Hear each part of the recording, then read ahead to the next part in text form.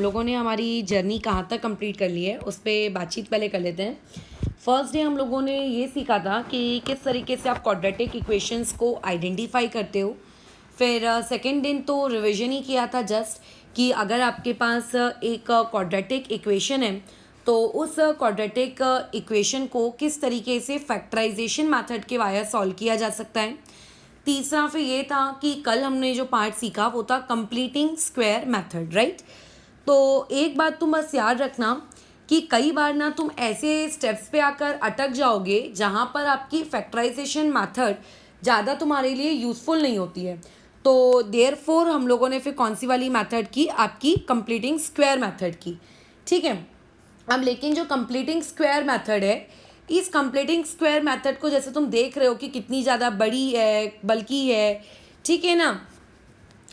तो ऐसे में हम लोगों के पास अब एक तीसरी मेथड भी है, ठीक है। और वो तीसरी मेथड क्या है, वो है आपकी फॉर्मूला मेथड, ठीक है। फॉर्मूला मेथड तुम्हारी एक क्वाड्रेटिक को सॉल्व करने की एक ऐसी मेथड है जिससे तुम ये समझ लो कि तुम्हारा जो आंसर है वो एकदम, मैं कह सकती हूँ कि फटाफट फटाफट आ जाता है। तुम्हें ज़्यादा दिमाग लगाने की भी नीड नहीं पड़ती करके कि फैक्टराइजेशन मेथड के जैसे रूट्स क्या होंगे निकालना वगैरह वगैरह, एकदम क्विकली आंसर देता है ये, ठीक है। इसी मेथड को श्रीधराचार्यास मेथड भी कहते हैं, ठीक है, और कुछ नहीं। तो सबसे पहले फॉर्मूला मेथड में जो फॉर्मूला हम इसमें यूज़ करते हैं, तो वैसे भी तो ये काम तुम लोगों को बहुत अच्छा लगता है, बिना दिमाग लगाए एक फॉर्मूला हो उसमें वैल्यूज पुट करो और फटाफट आंसर निकालो। तो एग्जैक्टली ये चीज़ वही है, आपके पास एक फॉर्मूला होगा, उसमें वैल्यूज़ डालनी है और आंसर आपको निकालना है करके, ठीक है। तो चलो देखते हैं फिर अभी कैसे काम करना है इस पर। तो जो तुम लोगों के पास कल हमने कंप्लीटिंग स्क्वायर मेथड पढ़ी थी, अगर इस कंप्लीटिंग स्क्वायर मेथड को हम लोग थोड़ा सा मतलब सॉल्व करें तो इसी कंप्लीटिंग स्क्वायर मेथड से तुम्हारे पास फॉर्मूला मेथड का फॉर्मूला निकल के आएगा। ये पार्ट, ये वाली चीज़ आपके बुक में दी हुई है, तो हो सकता है कल को तुम्हारे पास ऐसा भी एक सवाल आ जाए करके कि डिराइव दिस फॉर्मूला। तो ये वाला पार्ट जो मैं अभी बता रही हूँ, फिलहाल एक डेरिवेशन बता रही हूँ और साथ में एक इलस्ट्रेशन लूँगी, ठीक है। फिर एक इलस्ट्रेशंस का एक अलग से भी वीडियो बना दूंगी, 2-3 इलस्ट्रेशंस का।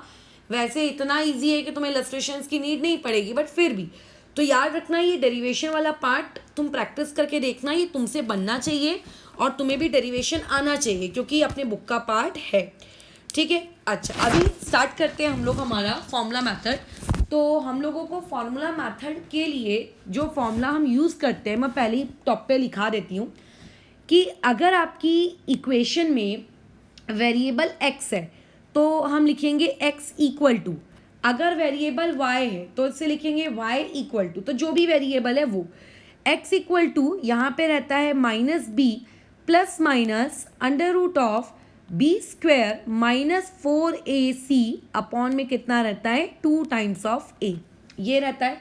इस पर्टिकुलर चीज़ को हम लोग क्या कहते हैं, फॉर्मूला मेथड। इस फॉर्मूले को हम यूज़ करेंगे क्वाड्रेटिक इक्वेशंस को सॉल्व करने के लिए, बराबर। अब तुम यहाँ देखो कि यहाँ पे a का मतलब क्या है, यहाँ पे b का मतलब क्या है, यहाँ पे c का मतलब क्या है। यहाँ पे जैसे तुम्हें पता है कि क्वाड्रेटिक इक्वेशन में आपका स्टैंडर्ड फॉर्म होता है ax² plus bx plus c, right, equal to 0। तो यहाँ पर a का मतलब है कि a आपका कोइफिशिएंट है, किसके सामने का कोइफिशिएंट है, ये x² के सामने का। यहाँ पे b बोलो क्या है, b भी कोइफिशिएंट है बट कहाँ पे, x के सामने का। और यहाँ पे c कोई और नहीं बल्कि कौन है, आप लोगों का कांस्टेंट वाला पार्ट है। तो ये क्वाड्रेटिक इक्वेशन का ही एक ABC है जो तुमको वहाँ पे पुट करना है। द इम्पॉर्टेंट पार्ट इज कि ये फॉर्मूला कैसे बना।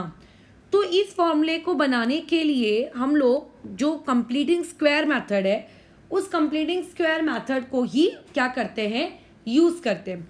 अब कंप्लीटिंग स्क्वायर मेथड कल तुम्हें आ चुकी है, तो ऐसे केस में इमेजिन करो कि तुम्हारे पास एक क्वाड्रेटिक इक्वेशन है, बट क्वाड्रेटिक इक्वेशन में हम कोई नंबर्स नहीं लेंगे, नंबर्स की जगह हम ये इस तरीके से ABC यूज़ करेंगे। हो सकता है पेपर में थोड़ा सा तुम्हें चीज़ें ऐसी करके आ जाए, जैसे मैं क्वाड्रेटिक इक्वेशन ले रही हूँ ax² plus bx plus c equal to 0। तो पेपर में हो जा सकता है कि पेपर वाला तुमसे पी क्यू आर दिलवा ले वहाँ, ठीक है। तो एक बार ना p q r m n p ऐसा पुट करके भी देख लेना कि तुमसे चीज़ें बन रही हैं क्या।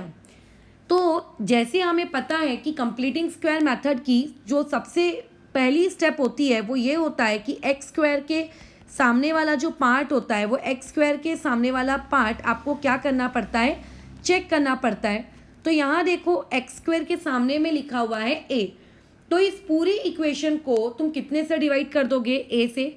तो अगर मैं ए से डिवाइड करूँगी तो ये हो जाएगा एक्स स्क्वायर, फिर उसके बाद ये हो जाएगा आप लोगों का प्लस बी अपॉन ए, ठीक है। यहाँ एक मिनट आइए, यहाँ पे आ गया ये प्लस और ये बी अपॉन ए, बाजू में एक्स और फिर प्लस आपका सी अपॉन ए और इक्वल टू में ज़ीरो।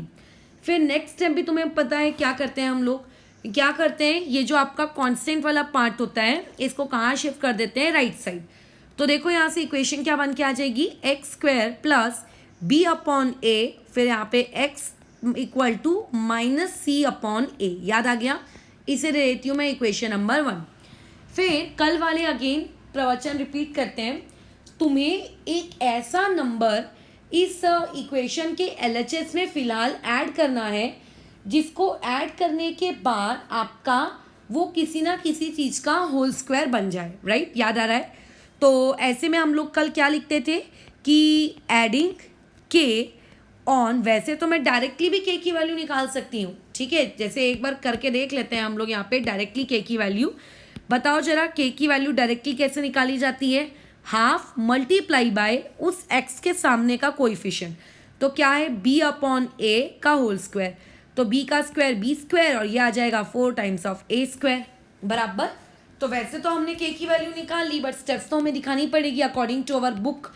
तो स्टेप्स हम दिखाते हैं। तो स्टेप कैसे लिखेंगे, एडिंग के ऑन एलएचएस, ठीक है, ऑफ इक्वेशन नंबर 1। तो इक्वेशन नंबर 1 के एलएचएस में मेरे को वो ऐड करना है, तो ऐड करते हैं।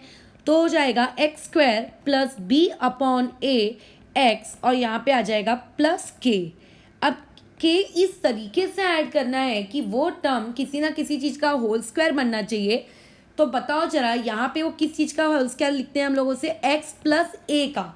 लेकिन तुम ये सोचो इस क्वेश्चन में ऑलरेडी ए वाला वेरिएबल, स्मॉल ए वाला वेरिएबल मैं यूज़ कर चुकी हूँ, है ना, ए तो ऑलरेडी हमारे क्वेश्चन में है। तो ऐसे में हम लोग यहाँ पे बस एक काम करेंगे कि इस बार हम लोग कैपिटल ए ले लेते हैं। कैपिटल ए क्यों लिया, क्योंकि स्मॉल ए ऑलरेडी मैं क्वेश्चन में यूज़ कर चुकी हूँ, इसीलिए मैंने यहाँ पे कैपिटल ए लिया है, ठीक है। तो इस तरीके से हमने एक्स प्लस ए का होल स्क्वायर ले लिया। अब तुम्हें पता है यहाँ पे मैंने प्लस क्यों लिया है, क्योंकि पूरी इक्वेशन देखो यहाँ पॉजिटिव है। अगर एक आधी टर्म यहाँ पे नेगेटिव होता तो मैं एक्स माइनस ए का होल स्क्वायर लेती। फिर आगे की स्टेप बताओ क्या होती है, आगे की स्टेप होती है इसे एक्सपैंड करना। तो अगर मैं इसको एक्सपैंड करूँ तो ये हो जाएगा 2 टाइम्स ऑफ ए एक्स और ये हो जाएगा प्लस ए स्क्वायर, है ना। और उसके बाद फिर नेक्स्ट स्टेप क्या होती है, नेक्स्ट स्टेप में हमें कंपेयर करना होता है। कंपेरिजन कितनी बार होता है, टोटल 2 बार। तो जैसे अगर मैं पहली बार कंपेयर करूँगी तो ये चीज़ कैसी लिखी जाएगी, कंपेयरिंग कोएफिशिएंट्स। बताओ किसके कोएफिशिएंट्स सबसे पहले कंपेयर करने हैं, आपके एक्स के। तो यहाँ पे एक्स के सामने क्या लिखा हुआ है बताओ, बी अपॉन ए। तो बी अपॉन ए इक्वल होगा, इसमें एक्स के सामने क्या लिखा है, यहाँ लिखा है 2 टाइम्स ऑफ ए। तो देयरफॉर यहाँ से ए की वैल्यू आ जाएगी बी अपॉन कितना, आपका 2a, राइट। हम लोग यहाँ पे जो ऐड करते हैं उसी की वैल्यू ढूंढते हैं ना।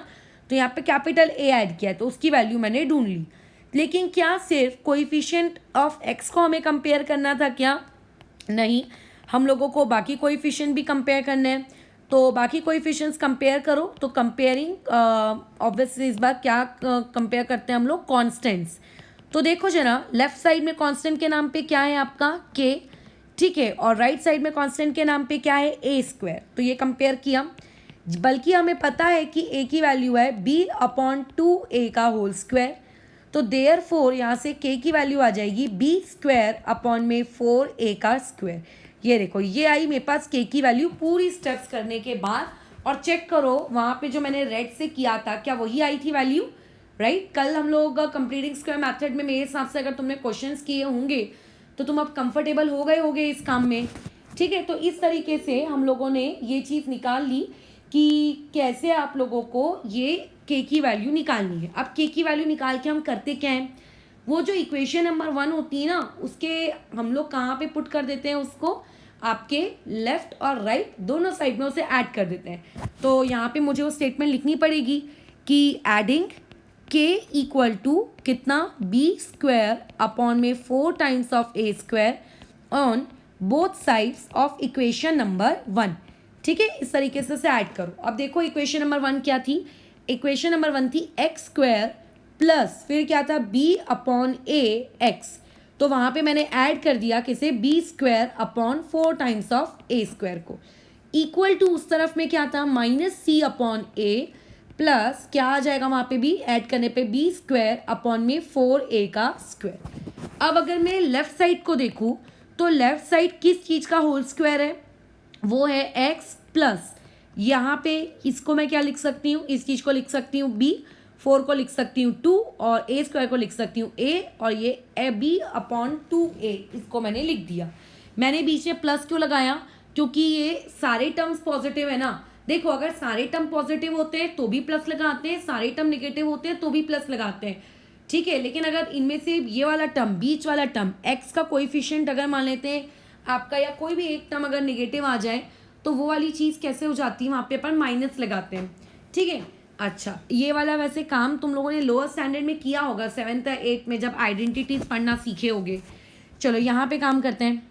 यहाँ काम करने के लिए इस बार क्रॉस मल्टीप्लिकेशन कर सकते हैं वैसे तो, ठीक है, बट क्रॉस मल्टीप्लिकेशन के बदले देखो मैं ऐसा करती हूँ, यहाँ पे मैं न्यूमरेटर और डिनोमिनेटर दोनों को मल्टीप्लाई कर देती हूँ 4a से। ठीक है, क्यों मैं उसको 4a से मल्टीप्लाई कर रही हूँ, क्योंकि अगर मैंने 4a से मल्टीप्लाई किया तो जो आपके पास ये फर्स्ट टर्म है उसका डिनोमिनेटर में क्या क्रिएट हो जाएगा, देखो पहले से a के है, 4 से मल्टीप्लाई किया तो 4 तो आएगा ही आएगा, a से भी मल्टीप्लाई किया तो 4a स्क्वायर आ गया, ताकि अभी दोनों के डिनोमिनेटर क्या हो गए, सेम। इसीलिए एलसीएम के तरीका, अब क्योंकि नीचे मल्टीप्लाई किया है तो ऊपर भी करना पड़ेगा। अब क्योंकि डिनोमिनेटर सेम है तो इसको लिखेंगे हम लोग 4a स्क्वायर एक ही बार, और ऊपर वाली चीज़ को लिखेंगे 4ac प्लस बी स्क्वायर। अब तुम -2 + 3 लिखो कि +3 - 2 लिखो, बात तो एक ही होती है ना, राइट। तो ऐसे केस में ये जो लेफ्ट साइड है, सॉरी राइट साइड है, इसको मैं क्या ऐसे नहीं लिख सकती, B square minus 4ac upon में 4a स्क्वायर लिख सकती हूँ। अच्छा, और लेफ्ट साइड में ऑलरेडी मेरे पास क्या है, x plus b upon 2a का होल स्क्वायर। अभी मुझे यहाँ पे क्या करना है, स्क्वायर रूट लेना है, बट स्क्वायर रूट लेते वक्त मुझे ये सोचना है कि बी स्क्वायर माइनस 4ac किसका स्क्वायर रूट होता है। तो याद रखना बीच में माइनस आ चुका है और बीच में प्लस आ गया अगर, तो आप उस चीज़ का स्क्वायर रूट नहीं ले सकते, फिर आपको वहाँ पे क्या लगाना पड़ेगा, अंडर रूट। ठीक है, अगर मान लेते हैं बीच में माइनस प्लस नहीं होता है तो हम स्क्वायर रूट के बारे में सोचते हैं, अगर बीच में प्लस माइनस आ गया तो फिर अंडर रूट लगाना पड़ता है। 4a स्क्वायर है तो 4a स्क्वायर को तो हम लिख सकते हैं, क्या लिख सकते हैं बताओ, 4a स्क्वायर को, 4a स्क्वायर को लिख सकते हो 2, 4 का 2 और a स्क्वायर का a, यानी कि ये इस चीज़ का होल स्क्वायर है, बराबर। और इस स्टेप के बाद की स्टेप तुम्हें पता है क्या की जाती है, इसके बाद की स्टेप होती है टेकिंग स्क्वायर रूट, राइट। तो जब तुम अब स्क्वायर रूट लोगे तो देखो लेफ्ट साइड में क्या आएगा, लेफ्ट साइड में आएगा x plus b upon 2a, ये वाली क्वांटिटी आएगी। जो राइट साइड है, राइट साइड में क्या आएगा, याद करो प्लस माइनस कहा था मैंने कल, अंडर रूट में क्या आ जाएगा आपके पास, बी स्क्वायर माइनस 4ac, और अपॉन में क्या आ जाएगा, यहाँ पे आ जाएगा 2 टाइम्स ऑफ a, बराबर है। ठीक है, अब यहाँ पे जो ये वाली आपकी एंटाइटी है, पूरी की पूरी टर्म, इसे मैं वहाँ शिफ्ट कर देती हूँ, तो प्लस बी वहाँ पे जाके क्या बन जाएगा, माइनस बी अपॉन 2a, उसे पीछे लिखने के बजाय मैंने आगे लिख दिया, बराबर। बट साइन तो मैंने यूज़ की है ना, साइन तो चेंज नहीं की मैंने, वहाँ पे जाके देखो वो माइनस ही होता ना, तो मैंने माइनस ही लिखा, ऐसा तो नहीं किया ना कि मैंने प्लस प्लस कर दिया है करके कुछ। ठीक है, ओके। तो अब यहाँ देखो अगेन दोनों के डिनोमिनेटर सेम है, तो डिनोमिनेटर को मैं एक ही बार लिखूंगी यानी कि 2a, और न्यूमरेटर में मैं क्या लिख दूंगी, minus b plus minus under root of b square minus 4ac। तुम्हें नहीं लगता कि यही वाली चीज़ हम लोग डिराइव करना स्टार्ट किए थे स्टार्टिंग में, कि ये होता है फॉर्मूला मेथड, ये देखो टॉप पे यही आपकी फॉर्मूला मेथड थी, है ना। तो इस तरीके से हम लोगों ने करके ये वाली चीज़ कर ली कि किस तरीके से आपका फॉर्मूला मेथड क्या किया जाता है, डिराइव किया जाता है। तो यहाँ से जो चीज़ हमें प्रूफ करने को बोली थी वो तो मैंने प्रूफ कर ली। तो अब एक बात तुम्हें पता है कि क्वाड्रेटिक इक्वेशन की दो वैल्यूज़ होती हैं, राइट, बराबर। जैसे क्वाड्रेटिक के कितने रूट्स होते हैं टोटल? दो से कम नहीं हो सकते, दो से ज़्यादा नहीं होते। क्वाड्रेटिक के पास दो रूट होते हैं। और मैंने फर्स्ट डे वाले इंट्रोडक्शन वाले वीडियो में बताया है कि आगे की आने वाली क्लासेस में हम उन दो रूट्स को, एक को अल्फा कहेंगे, एक को बीटा कहेंगे, बराबर। तो ऐसे केस में अगर कोई मुझसे पूछेगा कि यहाँ पे वो दो रूट्स की वैल्यू बताओ, तो पहले रूट को अगर मैं कहूँगी अल्फा, तो यहाँ से अल्फा की वैल्यू आएगी -b। अब प्लस माइनस लिखा है तो मैं से प्लस लेके सॉल्व करूँगी, प्लस √b² - 4ac अपॉन में 2a। और जो दूसरी वैल्यू होगी उसे हम कहेंगे बीटा, और बीटा को हम लोग क्या कहेंगे? -b वैसे का वैसी, प्लस माइनस में से अल्फा को क्योंकि मैंने प्लस के साथ सॉल्व किया तो बीटा को हम माइनस के साथ सॉल्व करेंगे, तो ये आएगा b² - 4ac अपॉन में 2a। तो इस तरीके से ये जो दो लिखे मैंने अल्फा बीटा, ये अल्फा बीटा आपके ax² + bx + c वाली क्वाड्रेटिक इक्वेशन के रूट्स है। तो कल को ये क्वेश्चन बोर्ड के पेपर में या तो ऐसा भी आ सकता था कि डिराइव करके the formula bye completing square method, ठीक है, या फिर सेकेंड क्वेश्चन ऐसा भी आ सकता था कि शो दैट करो कि x = -b + -b² / 2a, ऐसा भी आ सकता था। या फिर ये क्वेश्चन ऐसा भी आ सकता था कि आपके पास एक क्वाड्रेटिक इक्वेशन है ax² + bx + c, इस क्वाड्रेटिक इक्वेशन के दो रूट्स ढूंढ कर निकालो। और कौन सी मेथड से ढूंढ के निकालो? कंप्लीटिंग स्क्वायर मेथड से। तो देखो हमने कंप्लीटिंग स्क्वायर मेथड यूज़ की, तो यही दो रूट्स हैं, बराबर, ठीक है। तो ये क्वेश्चन ऐसा भी आ सकता था। अब इसी वाली रूट को हम लोग क्या करते हैं? पका पकाया खाना यूज़ करते हैं। पका पकाया खाना इन द सेंस हम लोगों ने बोला कि इतनी मेहनत करके हमने फॉर्मूला मतलब कंप्लीटिंग स्क्वायर मेथड को सॉल्व किया, सॉल्व करने के बाद वैल्यू निकाली, तो क्यों हर बार कंप्लीटिंग स्क्वायर मेथड को पगलेट समान सॉल्व करते रहना? Be smart.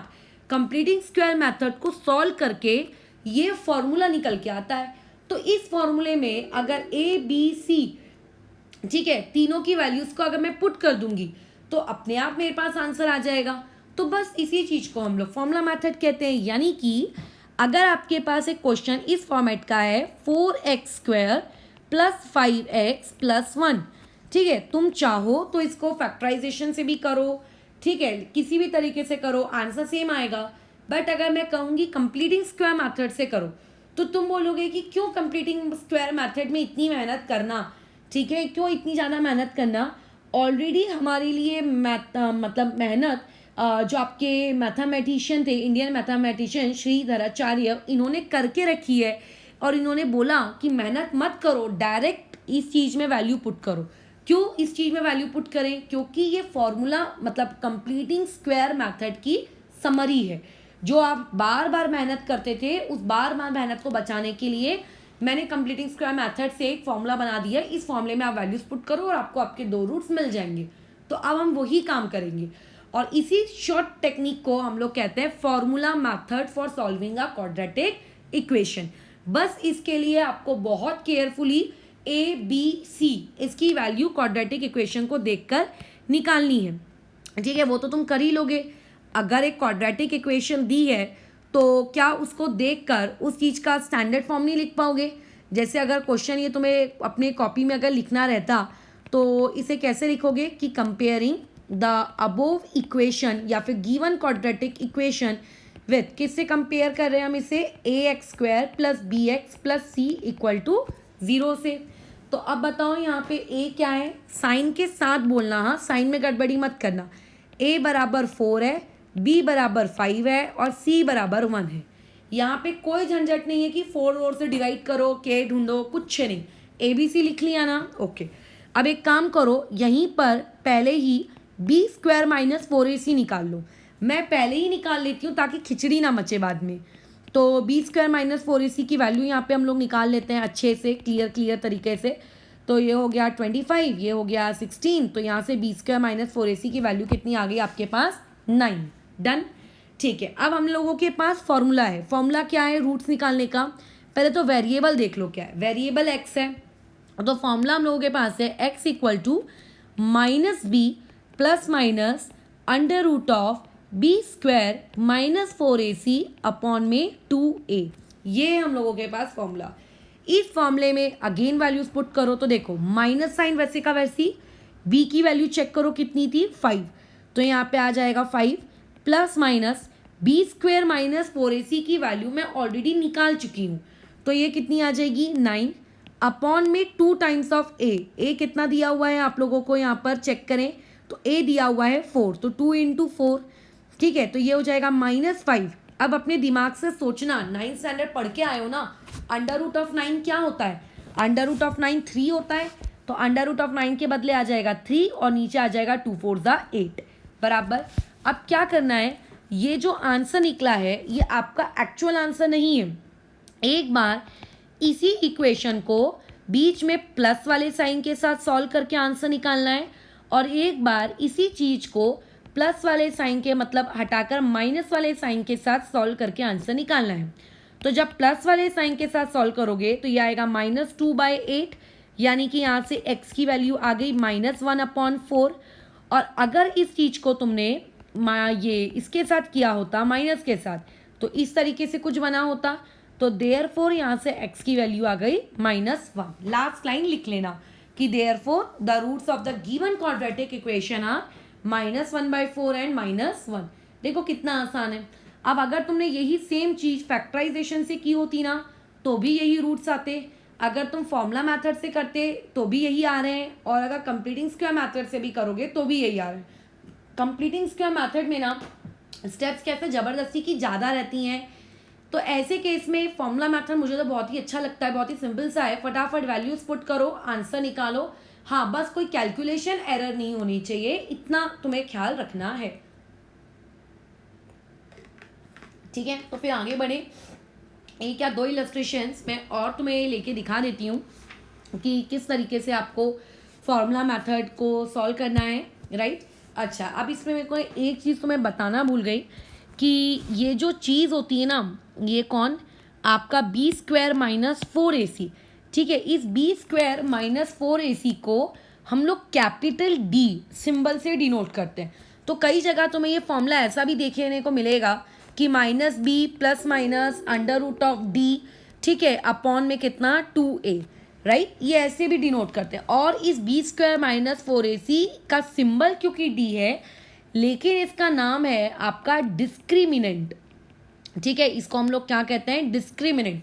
अब इसको फर्स्ट चैप्टर के साथ कंफ्यूज मत कर लेना, याद करो फर्स्ट चैप्टर में जो हमने क्रैमर्स रूल सॉल्व किया था, वहाँ पे जो मैं ये डंडियाँ बनाए थे, इसको हमने क्या नाम दिया था, डिटर्मिनेंट्स, और यहाँ पे ये कौन है, डिस्क्रिमिनेंट, ठीक है। इसे कंफ्यूजन मत क्रिएट करवाना बिल्कुल भी, ठीक है ना। तो अभी कल को क्वेश्चन तुम्हें ऐसा भी आ सकता है, जैसे यहाँ पे मान लेते हैं मैंने तुमसे कहा कि आपको डिस्क्रिमिनेंट फाइंड करना है, तो डिस्क्रिमिनेंट फाइंड करने का मतलब ये होता है कि आपको सिर्फ और सिर्फ बी स्क्वायर माइनस 4ac की वैल्यू ढूंढनी है। जैसे यहाँ पे मैंने दे दिया है x square minus 4x plus 2, तो यहाँ पे बताओ a कितना है 1, b कितना है -4, c कितना है 2, और आपको ढूंढना क्या है, बी स्क्वायर माइनस 4ac। तो बस वहाँ पे वैल्यूज़ को क्या कर दो, पुट कर दो, आगे और कुछ भी मत करना, ठीक है, और सॉल्व करके उसका आंसर निकाल लो। तो ये कितना होगा 16 - 8 यानी कि 8। तो डिस्क्रिमिनेंट की वैल्यू कितनी आ गई, 8 आ गई हम लोगों के पास, डन। तो ये होता है डिस्क्रिमिनेंट फाइंड करने का मतलब। इसमें आपको कंप्लीट कैलकुलेशंस नहीं करनी होती हैं, सिर्फ और सिर्फ क्वाड्रेटिक इक्वेशन को देखना है, उससे उसका ABC लिखना है, और ABC लिखने के बाद अगर उसका डिस्क्रिमिनेंट पूछा है तो डिस्क्रिमिनेंट लिख दो, नहीं पूछा है तो कोई दिक्कत नहीं है, ठीक है। मैं एक और जैसे यहाँ पे करके दिखाती हूँ। मान लेते क्वेश्चन ये होता x square plus px plus 2q equal to 0। इस चीज़ का मैंने तुमसे डिस्क्रिमिनेंट मांगा है, तो यहाँ पे बताओ a कितना है, यहाँ पे a है आपका 1, b कितना है p, और यहाँ पे c कितना है 2q। अगर आपको डिस्क्रिमिनेंट ढूंढना है यानी कि बी स्क्वायर माइनस 4ac ढूंढना है, तो बस वैल्यूज पुट कर दो तो क्या हो जाएगा, बी स्क्वायर में वहाँ पे आ जाएगा p square minus 4 times of a into c की जगह पे 2q, तो ये आ जाएगा पी स्क्वायर माइनस 8q। ये ऐसा तुम इसे और सॉल्व नहीं कर सकते, राइट? क्यों नहीं कर सकते इस चीज़ को और सॉल्व? क्योंकि ना तुम्हें पी की वैल्यू पता है ना तुम्हें 8 क्यू की वैल्यू पता है, ठीक है? तो सवाल ऐसा भी आ जाना है। तो बस याद रखना कि उसका सिंबल आपका कैपिटल डी होता है और इस चीज़ को डिस्क्रिमिनेंट कहते हैं, ठीक है? तो discriminant and determinants both are the different things, उसमें आप गड़बड़ी नहीं करेंगे। डन, ठीक है। तो फिर हम लोग आगे बढ़ते हैं। 2 या 3 इलस्ट्रेशंस मैं तुम्हें फॉर्मूला मेथड से करके दिखा देती हूँ, ताकि आपको कभी भी अगर फॉर्मूला मेथड अप्लाई करनी रहे तो तुम फिर फॉर्मूला मेथड अप्लाई कर सको। और मैं वो कुछ पॉइंट्स भी बता दूंगी जहाँ पे लोग गलतियाँ करते हैं, ताकि तुम वो गलती ना करो। तो देखो, जैसे एक इक्वेशन मैंने दी 9x² plus 7x minus 2 equal to 0। अब एक पॉइंट मेरा ध्यान से सुनना, मैं इस क्वाड्रेटिक इक्वेशन में कहीं पे भी तुम्हें एक्चुअली स्टेटमेंट्स लिख कर नहीं दे रही हूँ, ठीक है? तुम्हें जिस हिसाब से पढ़ाया गया है, तुम्हें अब इतनी अक्ल है कि तुम ये स्टेटमेंट वगैरह लिख सको करके कि कहाँ पे अब क्या लिखना है। ऑलरेडी मैं एक इलस्ट्रेशन में बता चुकी हूँ। तो जो तुम्हारी स्टार्टिंग होनी चाहिए, स्टार्टिंग ऐसी होनी चाहिए करके द गिवन, एक मैं लिख के दिखा देती हूँ सैम्पल प्रॉब्लम। जैसे पहले, और बाकियों में मैं नहीं लिखूंगी फिर, ठीक है? तो पहला आपका रहना चाहिए कि the given quadratic equation is, मैं कैसे क्यू ई लिख रही हूँ, आप उसको पूरा लिखोगे। तो ये हमने लिख दिया कि the given quadratic equation is, और उसके बाद इस क्वाड्रेटिक इक्वेशन में से मुझे ए बी सी निकालना है। तो डायरेक्ट ए बी सी मत लिख देना, ऐसा लिखना कि on comparing above quadratic equation, ठीक है, विथ, आप उसको किसके साथ कंपेयर कर रहे हो वो लिखना पड़ेगा। तो हम उसे कंपेयर कर रहे हैं ax² plus b x plus c equal to 0 के साथ। तो देयरफॉर इस क्वेश्चन में a कितना है 9, b कितना है आपका 7 और c कितना है आप लोगों का -2। ये आपका इंट्रोडक्टरी पार्ट एकदम सुंदर तरीके से होना चाहिए कि चेकिंग करने वाले को ऐसा लगे कि अरे वाह कितना अच्छे से लिखा गया सवाल जमा कर। उसके बाद डायरेक्ट फॉर्मूला मेथड मत लगा लेना, सबसे पहले जो भी तुम्हारे b² माइनस 4ac की वैल्यू होती है ना, उसको निकाल लो। तो b² माइनस 4ac की वैल्यू पहले ही निकाल लेना, बाद में खिचड़ी मत क्रिएट करना। तो 4 इंटू ए हो गया 9 और c हो गया -2। तो यहाँ पे आ जाएगा आपके पास 49, बीच में आ जाएगा प्लस का साइन और ये 72, और यहाँ पे आ गया 121। तो देयरफॉर यहाँ से मेरे पास b² माइनस 4ac की वैल्यू आ गई। अब तुम यहाँ पे काम करो, अब यहाँ पे तुम फॉर्मूला मेथड लगाओ, ठीक है? तो अगर हम लोग यहाँ पे फॉर्मूला मेथड लगाएंगे, ठीक है, तो देयरफॉर यहाँ पे ऐसा लिख लेना सुंदर सुंदर राइटिंग में कि देयरफॉर बाय फॉर्मूला मेथड। पहले तो चेक कर लो तुम्हारे क्वेश्चन का वेरिएबल क्या है। तो देखो यहाँ पे वेरिएबल क्या दिया है, x। तो देयरफॉर हम लिखेंगे x इक्वल टू, अदरवाइज मैं इसको लिखती y इक्वल टू या जो भी वेरिएबल होता। तो क्या है यहाँ पे, ये -b plus minus √of b² minus 4ac। मैं अभी फिलहाल d लिख दे रही हूँ। अगर मैं यहाँ d लिख रही हूँ तो तुम्हें स्टार्टिंग में ऐसा लिखना पड़ेगा d इक्वल टू, ठीक है, अपॉन में 2a, वैल्यूज पुट करें। अब देखो यहाँ पे -7 प्लस माइनस √d की वैल्यू ऑलरेडी निकाले हैं अपन, कितना 121, ठीक है, अपॉन में 2a। तो a कितना है इस क्वेश्चन का देख लेते हैं 9, तो 2 इंटू 9, ठीक है। तो ये हो जाएगा -7 प्लस माइनस आपका √of 121, किस चीज़ का स्क्वायर रूट होता है 11 का, यहाँ पे आ गया 18। अब एक बार इस पर्टिकुलर चीज़ को आपको क्या करना है, प्लस के साथ सॉल्व करना है, और एक बार इसे माइनस के साथ सॉल्व करना है। तो ये आ जाएगा +11 अपॉन में 18, ठीक है। और एक बार इसको सॉल्व कर लो माइनस के साथ, तो ये -11 अपॉन 18। फिर अगर मैंने प्लस के साथ इसको और सॉल्व किया तो ये वाली चीज़ माइनस होने के बाद देखो कितनी हो जाएगी, 4/18, ठीक है। और देयरफॉर यहाँ से एक x की वैल्यू आ गई आपके पास 2/9। और अगर मान लेते हैं इसको हम सॉल्व करते हैं तो ये वाला पार्ट कितना हो जाएगा, -18 अपॉन 18। तो यहाँ पर इसको सॉल्व करने पे x की वैल्यू कितनी आ गई, -1। तो इस तरीके से उस गिवन क्वाड्रेटिक इक्वेशन के कितने रूट से, 2। पहला है 2/9 और दूसरा कितना है आप लोगों का -1, ठीक है। तो हो जाएगा ये अलग कम। तो इस तरीके से सवाल तुम्हारे पास रहेंगे, ठीक है। उससे आपको क्वाड्रेटिक इक्वेशन से अच्छे से रूट निकालना है, राइट। एक और इसमें हम लोग करके देख लेते हैं। जैसे एक इक्वेशन तुमको दी गई है 6x² लास्ट टाइम लिख लेना ऊपर वाले क्वेश्चन में, प्लस x-2 इक्वल टू 0 बराबर। अभी यहाँ पे एकदम तेजी से इसका ABC लिख लो। तो यहाँ पे A कितना आएगा 6, B कितना आएगा 1 एंड C कितना आएगा -2 बराबर। अब यहाँ पे B² - 4AC अगर मैं निकालूँ तो B² यानी कि 1 का स्क्वायर -4 टाइम्स ऑफ A और C यानी कि -2, तो ये हो जाएगा 1 और यहाँ पे ये चीज़ आ गई 4 2 ज़ा 8, 8 6 ज़ा 48। ठीक है, एक मिनट, ये वाला नहीं लेते, ये बहुत ही इजी सा सवाल है, इसको मत लो। देखो ना यहाँ पे +49 आ रहा है, तो हर क्वेश्चन में सॉल्व करने वाला ले रही हूँ। ठीक है, इसको मत करो, चलो इसको मैं लिख देती हूँ +48, तो ये आ गया 49। इसको आगे तुम सॉल्व कर लेना, ये बहुत ही ईजी है। इसके बदले कोई दूसरा सवाल लेती हूँ मैं। ठीक है, जैसे जिसमें तुम्हें ऐसा लगे कि अच्छा यहाँ पे कुछ तो किया है करके काम, जैसे 3x² प्लस आ गया 2√5x, ठीक है, -5 इक्वल टू 0, ये ले लिया, थोड़ा ये बेटर है। अब यहाँ पर अगर तुमसे a की वैल्यू पूछेंगे तो a की वैल्यू कितनी है 3, b की वैल्यू कितनी है 2√5 और c की वैल्यू कितनी है -5। तो यहाँ से जल्दी से b² - 4ac बताओ। तो b² - 4ac कितना होगा 2√5 का स्क्वायर -4 इंटू a यानी कि 3 और c यहाँ से कितना आ जाएगा -5। तो स्क्वायर करना तो आता है, 9th स्टैंडर्ड में सीखें। तो ये वाली चीज़ आपके पास कितनी हो जाएगी, यहाँ पर आ गया ये 20, बीच में आ गया प्लस और यहाँ आ गया 60, तो ये आ गया 80। ठीक है, अभी वेरिएबल x है तो x इक्वल टू -b, तो -2√5 प्लस माइनस √b² - 4ac जो कि कितना है 80 अपॉन में 2a यानी कि 6। ठीक है, तो अब तुम ये देखो 80 किसी का परफेक्ट स्क्वायर रूट तो होता नहीं है बराबर। तो अब 80 अगर किसी चीज़ का परफेक्ट स्क्वायर रूट नहीं होता तो उस चीज़ को ना बाजू में ऐसे ना प्राइम फैक्टराइज करके तुम देख लेना।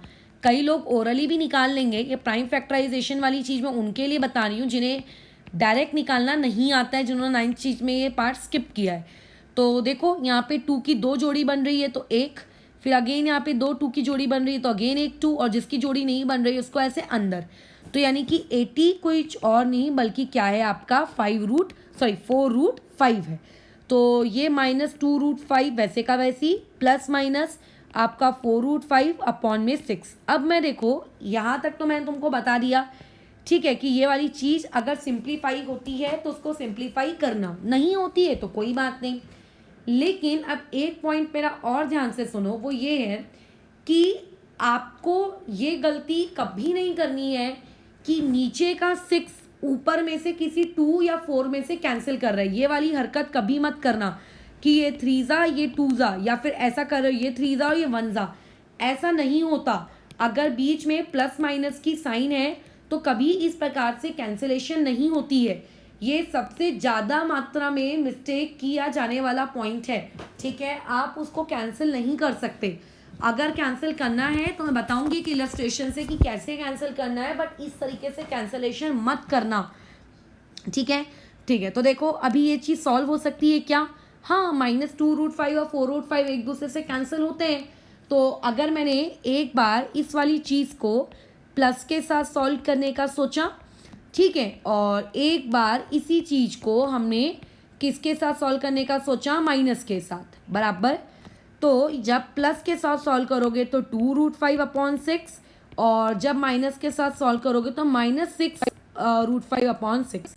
अब देखो ये कैंसिल कर सकते हो क्योंकि अब वहाँ पे सिर्फ और सिर्फ न्यूमरेटर में एक सिंगल टर्म है, वहाँ पे कोई दूसरी टर्म नहीं है, बीच में नहीं है प्लस माइनस, ठीक है, कोई सेकंड टर्म नहीं है, मोनोमियल कैंसिल आउट हो सकता है। तो ये आएगा माइनस, ये आएगा माइनस, ऐसे में बराबर, ठीक है। अब मेरे हिसाब से इतने इलस्ट्रेशन काफ़ी हैं कि तुम्हें क्या करना है, कैसे करना है करके। मैं तुम्हें कुछ बस मिस्टेक्स बता देती हूँ कि जहाँ जहाँ तुम्हें मिस्टेक नहीं करनी है। जैसे कि मान लेते कल को तुम्हारे पास कोई एक ऐसी सिचुएशन आ जाती है, ये ऐसी सिचुएशन, अब ऐसी सिचुएशन में क्या 73 किसी का परफेक्ट स्क्वायर रूट होता है? नहीं होता। तुम 73 को अगर प्राइम फैक्टराइज करने की सोचोगे तो 73 प्राइम फैक्टराइज भी नहीं होता। तो इसका मतलब ये सवाल अब और सॉल्व नहीं हो सकता है, इसको आपको बस ऐसा ही छोड़ना पड़ेगा, ये ऐसे। ठीक है, ये वाले पार्ट को आपको ऐसे ही छोड़ देना पड़ेगा, खत्म बस। तो इसीलिए जब कोई चीज़ प्राइम फैक्टराइज हो रही हो तो करना, नहीं हो रही हो तो इतने पे ही छोड़ देना। नेक्स्ट देखो, यहाँ पे एक बात और तुम्हें सीखनी है, वो ये कि इस तरीके की कभी कारीगरी करने की कोशिश ना करें। जैसे इलस्ट्रेशन के जैसे मैं कैसे बताऊँ, हाँ, आपको लिखा है 4 ± 2√14, तो नहीं, हाँ लेट्स से 2√14 लिखा है और अपॉन में 10 लिखा है।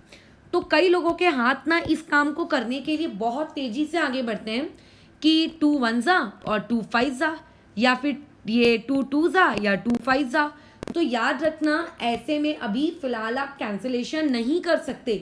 क्यों कैंसिलेशन नहीं कर सकते? क्योंकि जो तुम्हारा न्यूमरेटर है, न्यूमरेटर एक मोनोमियल नहीं है। मोनोमियल का मतलब वहाँ पे एक टर्म नहीं है, राइट? वो आपका बाइनोमियल है, आप उसको नहीं कर सकते कैंसिल। फिर क्या ऐसे ही छोड़ देंगे क्या? नहीं। तो अगर कैंसिलेशन करना है तो कॉमन निकालो। तो कॉमन निकालेंगे 2, तो ब्रैकेट में क्या बचेगा? 2 ± √14 अपॉन 10। तो अब ये सामने वाला 2 और अब ये नीचे वाला 10 कैंसिल हो सकता है। तो आपके पास जो चीज़ बचेगी वो रहेगी 2 ± √14 अपॉन में कितना? 5। ठीक है, तो इस तरीके से कैंसिलेशन करना, बराबर है? आप कॉमन निकाल के डायरेक्ट कैंसिलेशन मत करना, बराबर? अच्छा, एक आखिरी यहाँ पे नोट जो तुम्हें याद रखना है वो ये है कि कई बार ना हमारे पास जो इक्वेशन होती है वो इस फॉर्मेट की होती है। इस फॉर्मेट की इक्वेशन को अगर तुम ऑब्जर्व करो तो यहाँ पे b की वैल्यू कितनी है आपके पास? -2 है, सॉरी -3 है। मैं b² - 4ac की बात नहीं कर रही हूँ। जब हम लोग फॉर्मूला मेथड लगाते हैं तो याद रखो, जो तुम्हारा फॉर्मूला मेथड है उस फॉर्मूले मेथड में b के सामने पहले से माइनस साइन होता है एक। तो देखो, एक माइनस साइन पहले से है और इस बार तुम्हारे b के सामने भी माइनस साइन है। तो ऐसे में कई बार ये मिस्टेक होती है कि हम लोग हमारा वाला माइनस साइन लगाना भूल जाते हैं। अभी मैं नहीं भूली, तो मेरे हिसाब से बताओ आंसर कितना आएगा? मेरे हिसाब से आंसर आएगा माइनस माइनस हो गया प्लस, तो मेरे हिसाब से आएगा +3। जो इंसान भूल जाएगा उसके अकॉर्डिंग आंसर कितना आएगा? -3, बराबर। तो ये गड़बड़ी होती है करके, ठीक है ना? क्लियर है वाली बात? तो ये कुछ पॉइंट्स है जहाँ पे तुम्हें मिस्टेक नहीं करनी है। तो इस तरीके से हम लोगों ने हमारा एक तीसरा मेथड भी सीख लिया, फॉर्मूला मेथड, जिस मेथड के वाया आप क्या कर सकते हो, आपके क्वाड्रेटिक इक्वेशन की वैल्यू फाइंड कर सकते हो। This was our third method algebraically. तुम तीनों में से कोई भी मेथड लगाओ, तुम्हारा आंसर सेम ही आना है। बट कई बार हम लोगों की फैक्टराइजेशन नहीं निकल पाती है, तो ऐसी जगहों पे अगर अटक जाओ तो ज़्यादा अपना टाइम वेस्ट मत करना, क्विकली वहाँ से निकलना फॉर्मूला मेथड में, ठीक है? जो स्टार्टिंग में मैंने डेरिवेशन दिया उसकी प्रैक्टिस एक बार करके देख लेना कि तुमसे भी वो फाइनल रिजल्ट आना चाहिए, क्योंकि बुक में वो पार्ट है तो हो सकता है पेपर में भी आ जाए, ठीक है? तो अब तुम लोग क्या कर सकते हो, अपनी एक्सरसाइज 2.4 कंप्लीट कर लेना, ठीक है? बुक में से ये वाली एक्सरसाइज आपके फॉर्मूला मेथड पर ही है। अब अगर पेपर में कोई मेथड का नाम मेंशन नहीं हो, बस इतना बोला जाए कि आपको इस पर्टिकुलर इक्वेशन को सॉल्व करना है, तो देखो वो तुम्हारी चॉइस है फिर कि आपको जिस मेथड से सॉल्व करना है आप उस मेथड से सॉल्व करो, फिर जो तुम जिस चीज़ में कंफर्टेबल हो। तो ऐसे ही जो तुम्हारा प्रॉब्लम सेट है उस प्रॉब्लम सेट में क्वेश्चन नंबर 7 है। क्वेश्चन नंबर 7 में आपको कुछ इक्वेशंस दी हुई हैं, उन इक्वेशंस को आपको सिर्फ सॉल्व करना है, यानी कि उनके रूट्स निकालने हैं। उसने ये नहीं बताया है करके कि कौन सी मेथड से सॉल्व करना है, तो वो तुम्हारे ऊपर है, तुम्हें जो मेथड अच्छी लग रही है उस मेथड से सॉल्व करो और उसका कैसा फिर आंसर चेक करो। और लेट्स से अगर किसी का आंसर मैच नहीं कर रहा है, कोई डाउट आ रहा है, तो फिर उस चीज़ को मतलब व्हाट्सएप पे मैसेज करो, मैं बताती हूँ कि किस पॉइंट पे तुम अटक गए हो। बट वो चीज़ ऐसी नहीं होनी चाहिए कि तो मुझे बन ही नहीं रहा है। एटलीस्ट अपना कुछ तो अटेम्प्ट बताना कि देखो इस स्टेप में गड़बड़ हो रही है, यहाँ से आगे नहीं बढ़ पा रहा हूँ या बढ़ पा रही हूँ, राइट? कंप्लीटली उसमें गिव अप वाले सिचुएशन में नहीं रहना है। तो ये तुम लोगों का आज का होमवर्क है। अच्छा, अब आती है कल 3 तारीख। तुम्हें याद होगा मैंने बताया था कि 3 तारीख को हम लोग टेस्ट लेंगे। तो कल तुम लोगों के चैप्टर नंबर 1 का टेस्ट रहेगा, यही 5 बजे, ठीक है? 5 बजे तुम लोगों का टेस्ट पेपर अपने ग्रुप में आ जाएगा, ठीक है? उस ग्रुप से तुम लोगों को 5 मिनट दिए जाएंगे उसे अपलोड करने के लिए। जितने भी ड्यूरेशन का आपका टेस्ट रहेगा उतने वक्त मैं उम्मीद करती हूँ कि तुम ईमानदारी से उसको लिखोगे, फिर उसका अगेन जैसा PDF बनाकर भेजते हो वैसे ही बनाकर भेजोगे, ठीक है। तो कल चैप्टर नंबर 1 रेडी करके रखना 3 तारीख के लिए। कल कोई हम लोगों की क्लास नहीं होगी, कल सिर्फ और सिर्फ टेस्ट रहेगा। तो क्लासेस हम लोग वापस से स्टार्ट करेंगे ट्यूसडे, यानी कि आपके अच्छा 1 मिनट, कौन से कल कल तारीख कौन सी, एक बार मैं चेक कर लूँ, 2 मिनट। हाँ, तो कल 4 तारीख को अपना कैसा रेडी रखो कल चैप्टर, फिर हम लोग क्लासेस स्टार्ट करेंगे अभी 5 तारीख से। तो तुम्हारे पास इवन कल टेस्ट देने के बाद का भी पूरा टाइम रहेगा कि अगर पीछे क्वाड्रेटिक में छूट गए हो, ठीक है, कि कुछ सवाल बना ही नहीं पाए हो, मैं आगे बढ़ गई हूँ, तो चीज़ें कैसे कल स्पीड में आ जाना मेरे साथ बराबरी में। फिर ट्यूसडे को अगेन हम लोग 5 बजे स्टार्ट करेंगे, ठीक है। तो टेस्ट का टाइमिंग क्या है कल 5 बजे, एंड टॉपिक क्या है, chapter number 1 that is linear equation in 2 variables करके। Done, okay.